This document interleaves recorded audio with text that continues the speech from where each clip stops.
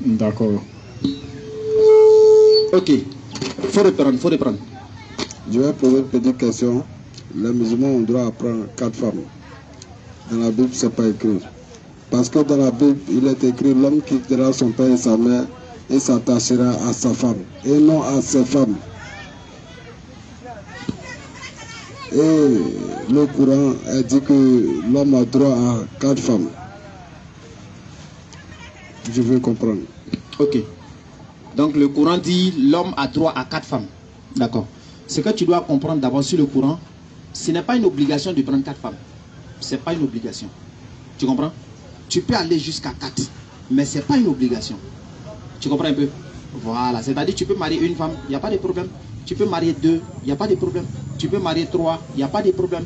4 également, tu peux marier. Maintenant, si tu as marié 4, ça ne te suffit pas là. Vraiment, on doit chercher une solution pour toi, quoi.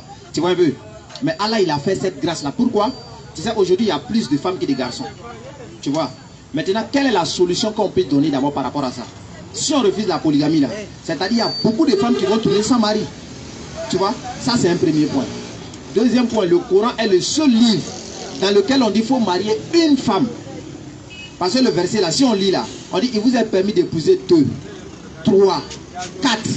Maintenant, si vous craignez de ne pas être juste, c'est-à-dire si tu sais que tu ne serais pas juste là, Allah il dit qu'il faut marier une seule. Là-bas, on parle de justice. On ne parle pas d'amour. Parce que même tes enfants, tu ne peux pas les aimer. On dit l'homme quittera son père et sa mère et puis il va s'attacher à sa femme. C'est pas ça? C'est sa femme là qui te fatigue. Oui, sa femme. Oui. D'accord. Sa femme, ça veut dire une femme. D'accord. Abraham là. Oui. Est-ce que c'est un croyant? C'est un croyant. Il a combien de femmes? Il avait beaucoup de femmes. Il va aller en enfer? Non. Mais pourquoi il a beaucoup de femmes et puis Dieu n'a pas parlé? C'est la volonté de Dieu. Oh, c'est prophète de Dieu. Oui. Tu vois un peu? Donc, c'est-à-dire, peut-être vous n'avez pas compris. Le ça là, les gens disent que non, c'est un, comment on appelle? C'est au singulier au fait. Matassa, monton, c'est pas ça? Voilà. Oui. Alors que dans la Bible, on dit aime ton prochain comme toi-même, c'est pas ça? Oui. Tu as vu le verset?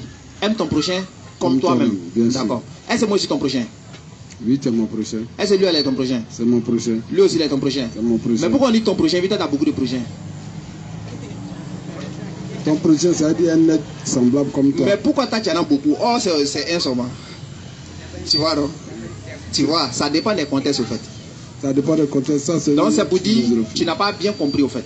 Sinon, il n'y a jamais un verset où quelqu'un a marié 2 femmes et puis Dieu s'est fâché. Il n'y en a pas. Tu vois, non? Mais c'est vous qui dites ça, au fait. C'est vous qui dites, non, l'homme a droit à une seule femme. Dieu n'a jamais dit quelque part que l'homme a droit à une seule femme. Jamais. Le verset là, tu n'as pas compris. C'est pourquoi il t'a dit, il y a des prophètes même qui ont marié plus de 2 femmes, 4 femmes dans la Bible. Dieu n'a pas parlé, il ne s'est pas fâché. Jésus même là, il descend d'une famille polygame. La famille de Jésus, ils sont polygames. Il est descendu de ça. Ça ne l'a pas rendu faux. Tu vois? Donc Dieu n'a jamais blâmé quelqu'un à cause de ça. C'est pourquoi Dieu même il dit dans la Bible, si un homme qui a 2 femmes, il aime une et puis il n'aime pas l'autre, c'est-à-dire il doit être équitable même envers les enfants. Mais si Dieu n'aime pas la polygamie, pourquoi lui ça a donné ordre là-bas? Pourquoi ça a dit il faut faire comme ça, il faut faire comme ça? Pourquoi? Tu vois un peu? Donc c'est vous, vous n'avez pas compris. Et Moïse même qui a envoyé la loi là. La loi qui a envoyé, ça va Moïse? Oui. Moïse a combien de femmes? Il a combien de femmes? Il a beaucoup de femmes. Tu as vu? Oh, c'est lui qui a dit ça. Tu vois, donc tu n'as pas compris. C'est bon? Non, c'est pas. Ok. Il y a une autre question. Vas-y, frère. Bon, dans la Bible, il est écrit le chemin de la vérité, la vie éternelle, c'est en Jésus. Oui, maintenant, qu'est-ce que tu veux nous dire par là?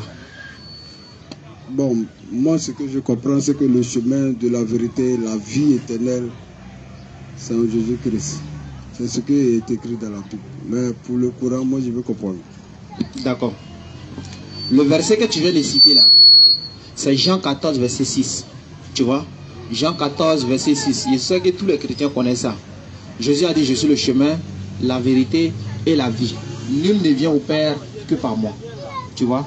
Voilà. Maintenant, certains font l'amalgame en disant qu'on doit forcément passer par Jésus pour aller chez Dieu. Tu vois un peu? Oui. Or, c'est contextuel. À l'époque de Jésus là, c'est par lui on doit passer pour atteindre Dieu. Tu comprends? Quand chaque prophète est là, à son époque là, c'est par lui on passe pour aller chez Dieu. À l'époque de Moïse là, les gens étaient obligés de passer par Moïse pour aller vers Dieu. C'est pas ça? Bien sûr. À l'époque d'Abraham, là, tu passes par Abraham pour aller vers Dieu. Donc à l'époque de Jésus, là. À l'époque de Jean-Baptiste aussi. Voilà, donc à l'époque de Jésus maintenant, Jésus, il est le chemin par lequel tu vas passer pour atteindre Dieu. Aujourd'hui, là, on est à l'époque de Mohammed sallallahu alayhi wa sallam. Donc tu dois passer par lui également pour atteindre Dieu. Jésus a dit, je suis le chemin. Le chemin, ça veut dire quoi? La vérité. La vérité, ça veut dire quoi? La vie. Ça veut dire quoi? Les trois, c'est symbolique. C'est ça qu'on appelle parabole. Tu vois un peu? Je suis le chemin. C'est-à-dire, il est celui par qui tu dois passer. Maintenant, il est la vérité. C'est-à-dire, tu dois le suivre. Le chemin, tu dois le suivre. La vérité, là, les paroles qu'il dit ne sont pas de lui, mais ce sont les paroles de Dieu. C'est ça qui est la vérité.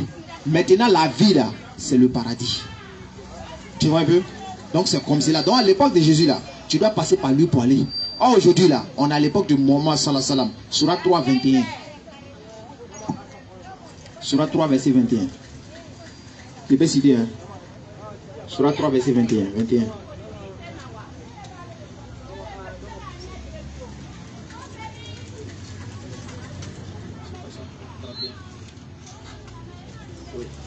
Surat 3, verset 31. Il faut écouter. Surat 3, verset 31. Vas-y. Dis, Allah il dit de te dire, dis. Si vous aimez vraiment Allah, Si tu aimes vraiment Dieu, là, Allah, suivez-moi. il faut suivre le prophète Muhammad sallallahu alayhi wa sallam. Allah vous aimera. Allah, il va t'aimer. Alors, et vous pardonnera vos péchés. Donc, Allah est en train de dire ici, si on demande à tout le monde ici, est-ce que tu aimes Dieu? Chacun va dire oui, moi j'aime Dieu. Mais est-ce que Dieu t'aime? Tu vois? Tu vois? Tu as dit tu aimes Dieu, mais est-ce que Dieu t'aime? Allah dit la condition pour être aimé par lui, là, il faut suivre son prophète, tu seras aimé par lui. Est-ce que tu sais que Jésus a parlé de Mohammed? Non. Tu ne sais pas, non? Non. Mais si Jésus a parlé de lui, tu es obligé de croire en lui. Bien sûr, je suis Tu vois? d'accord. D'accord. On peut te prouver ça? Bien sûr. D'accord. Il faut prendre un verset ici. Jean chapitre 16, on va voir rapidement. Jean 16, verset 12. En fait, nous, on est là, c'est pour vous amener à comprendre quoi. Voilà, c'est notre souci majeur qui est là. Aujourd'hui, les gens, chacun vient, il raconte pour lui. Il y a des gens même qui viennent, ils disent non, moi ici, prophète. Regarde, chaque quartier, il y a prophète. Chaque commune, là, il y a prophète. On ne sait pas qui les envoie. On ne sait pas c'est quel Dieu qui vaut rien comme cela. Et puis, il envoie beaucoup de prophètes en même temps comme cela. Et puis, ils ne se connaissent pas aussi. Tant il faut des miracles des gens. Quelqu'un qui fait un miracle, il fait... C'est comme ça que Jésus faisait. Jésus a fait tout ça là. Vas-y. Jean 16, verset 12. Jean 16, verset 12, frère. J'ai encore beaucoup de choses à vous dire. Jésus dit, j'ai encore beaucoup de choses à vous dire. Mais vous ne pouvez pas les porter maintenant. Il n'a pas le Saint-Esprit ou bien? Son micro là, il n'a pas le Saint-Esprit. Vas-y. J'ai encore beaucoup de choses à vous dire. J'ai encore beaucoup de choses à vous dire. Jésus dit, j'ai encore beaucoup de choses à vous dire. Mais vous ne pouvez pas les porter Mais maintenant. vous ne pouvez pas les supporter maintenant là. Quand le consolateur sera venu, Le consolateur là, quand lui il va venir là, l'esprit de vérité, l'esprit de vérité, c'est pas le Saint-Esprit. L'esprit de vérité.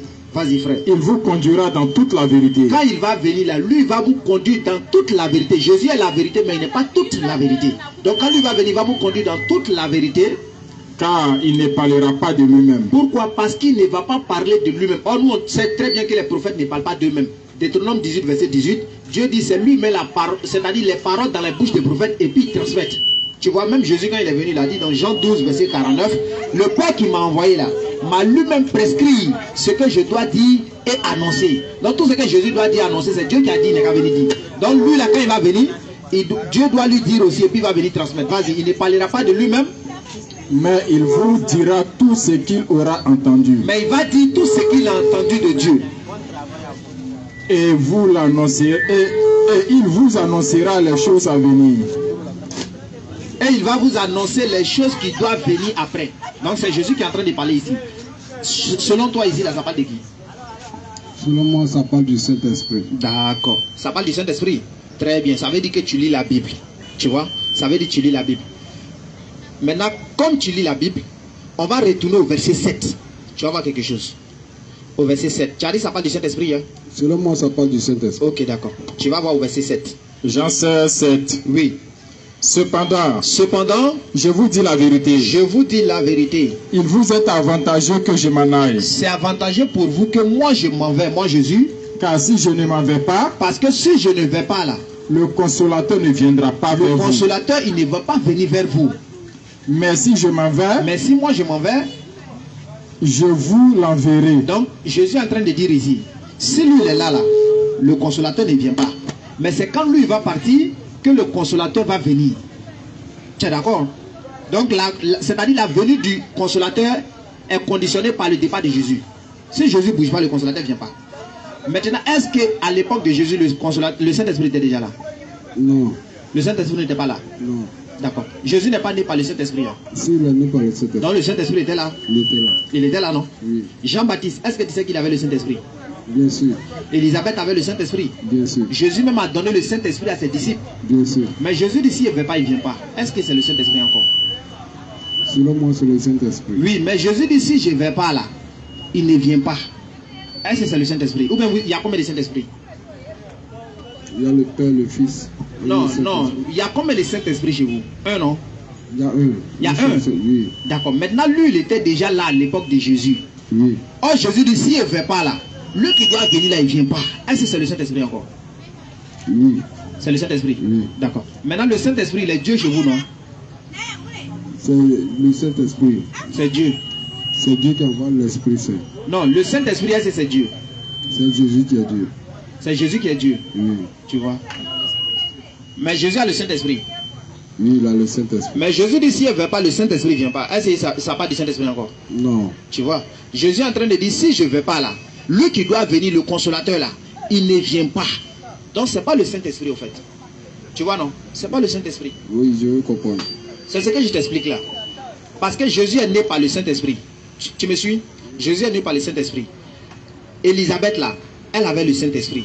Zacharie avait le Saint-Esprit. Maintenant Jésus dit si je ne vais pas là, il ne vient pas. Or tous ceux-là ils ont déjà le Saint-Esprit. Tu vois? C'est-à-dire le Saint-Esprit est déjà là. Mais Jésus dit s'il ne veut pas, il ne vient pas. Or le Saint-Esprit est déjà là. Donc ce n'est pas le Saint-Esprit qui parle. Tu vois, non, il ne parle pas du Saint-Esprit encore. Sinon ça fait deux Saint-Esprits. C'est-à-dire il y a un qui serait là et puis un autre qui doit venir encore, ça fait deux. Or vous avez un seul Saint-Esprit. Donc ce n'est pas Saint-Esprit. Mais Jésus a dit l'Esprit de vérité. Il n'a pas dit le Saint-Esprit. Tu vois? Par l'Esprit de vérité, selon la Bible, là, les prophètes sont appelés les esprits.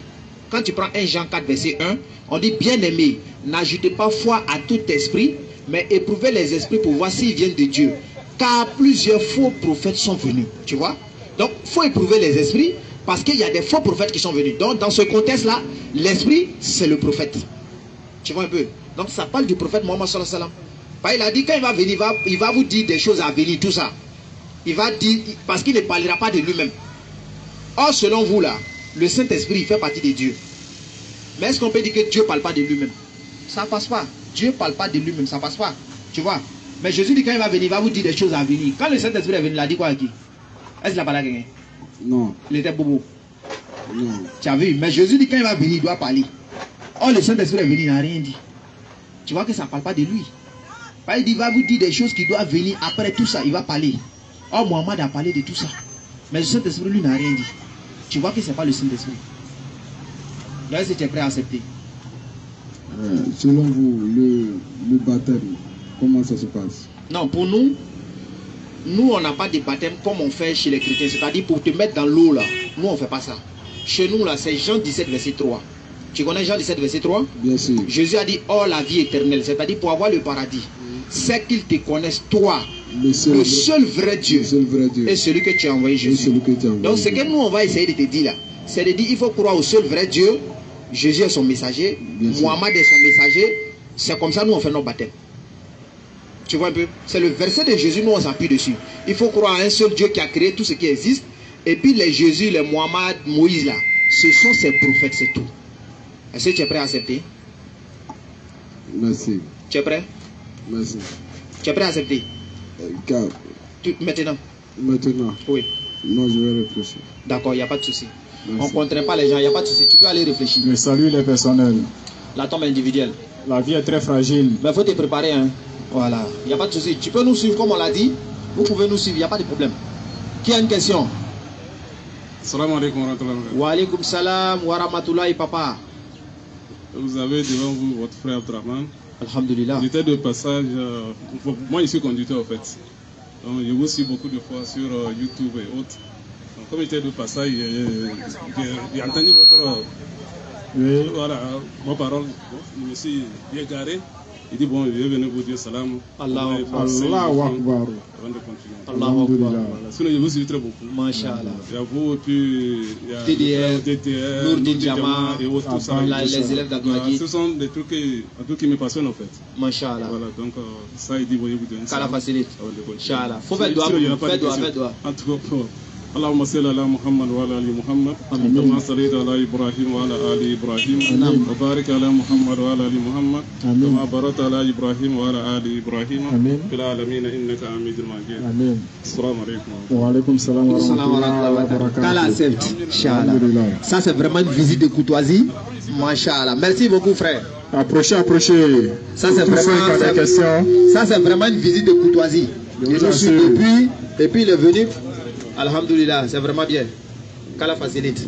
Qu'Allah donne la bonne compréhension. Les parents, ceux qui ont des questions pour approcher. Voilà. Qu'Allah donne la bonne compréhension. Et qu'il fasse de nous des musulmans pieux et puis sincères. Les frères, si vous avez des questions, n'ayez pas honte. Passez à 18h, là, on va arrêter pour aller faire la solat. On va aller au paradis.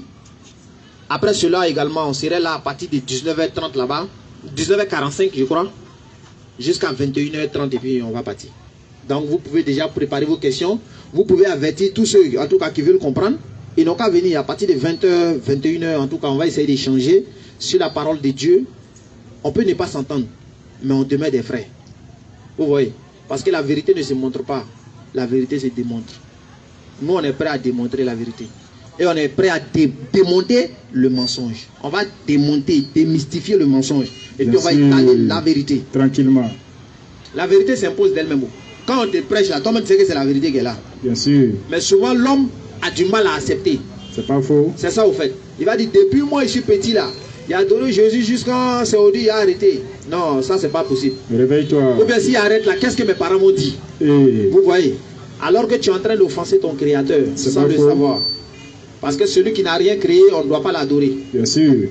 On ne doit pas l'adorer. C'est pourquoi Romains 1 verset 25 nous dit: ceux qui ont changé la vérité de Dieu en mensonge, ils ont servi et adoré la créature au lieu d'adorer le Créateur. Réveillez-vous les frères. Il est béni éternellement. C'est-à-dire il y a des gens, au lieu d'adorer Dieu qui a tout créé là, eux ils ont laissé ça.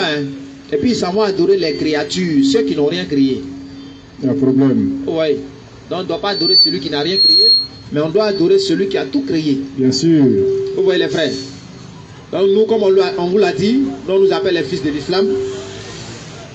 On nous appelle les fils de l'islam.